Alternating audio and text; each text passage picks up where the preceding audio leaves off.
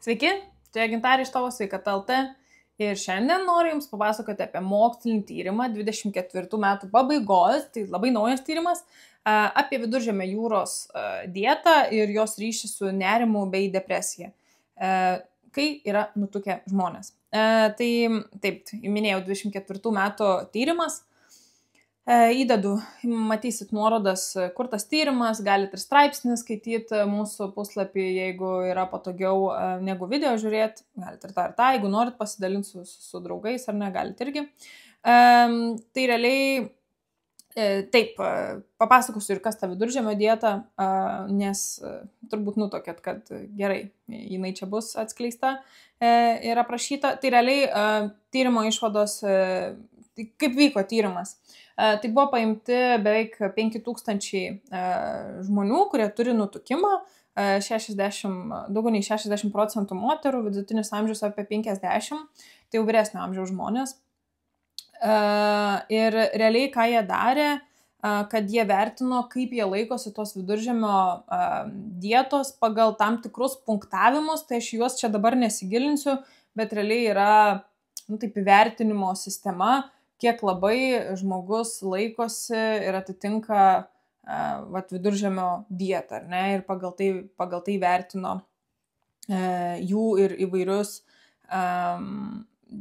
depresijos ir nerimo simptomus irgi pagal tam tikrus sistemos punktavimus. Tai čia aš nesigilinu net ir pati, nes aš čia nežadu pati daryti tokių tyrimų ir jums nereikėtų apie tai rūpintis, bet žodžiu, turi sistemas, kaip įvertinti, kaip laikosi Viduržemio jūros dietos, koks yra nerimo lygis, koks yra streso lygis, ar ne, čia tiek mums reiktų žinoti.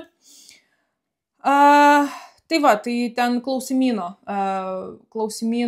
tipu buvo apklausti žmonės ir padarytos išvados.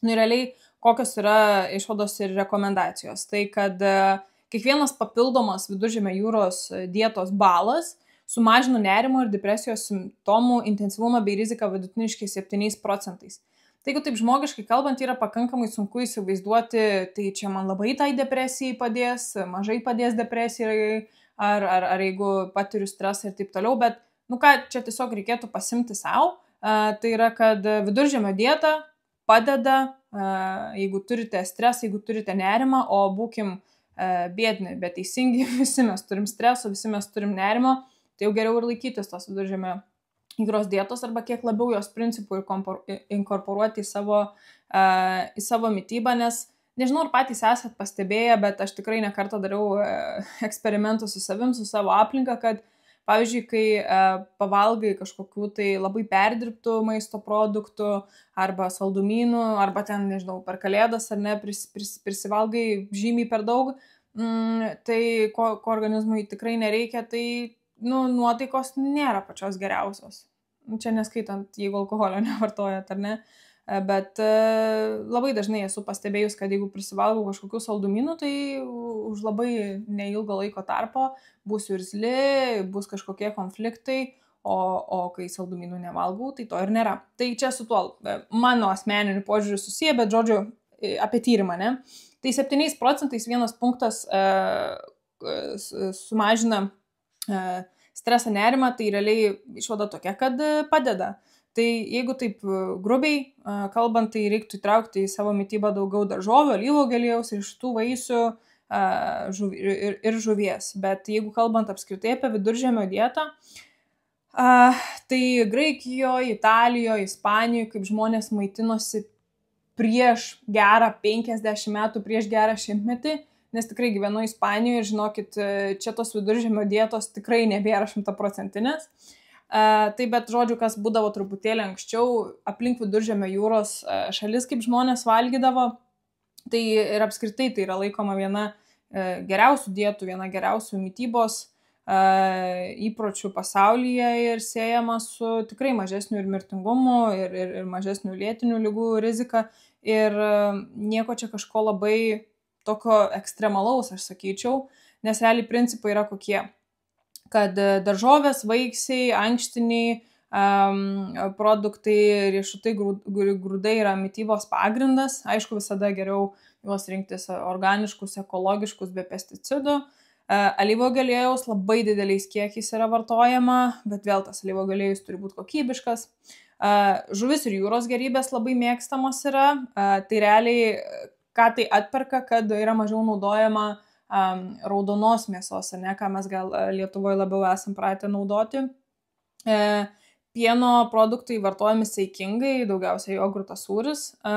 Vynas, jeigu vartojamas, jis yra nebūtinas iš tiesų, bet jeigu vartojamas, tai vartojamas mažais kiekiais ir kartu su maistu. Maistas šviežias ir sezoninis. Lietuvoje ne visada galim turėti prieigą prie labai šviežių daržovių, bet galim daryti, ką galima geriausia.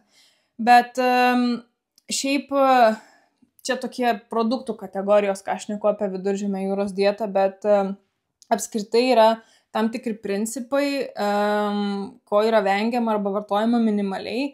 Tai mažai vartojama perdirbto maisto, ten tokių kaip traškučių, saldainių, jau paruošto kažkokio maisto, ar ne, rafinuotų angliavandenių, kaip balta duona, makaronai, kažkokie kepiniai nelabai vartojama, pridėtinio cukraus ir įvairių saldiklių nelabai vartojama, rafinuoti aliejai, ne, tai saulėgrąžų, kukurūzų ir kiti augaliniai riebalai nevartojami, nes jie turi alyvuogių aliejų.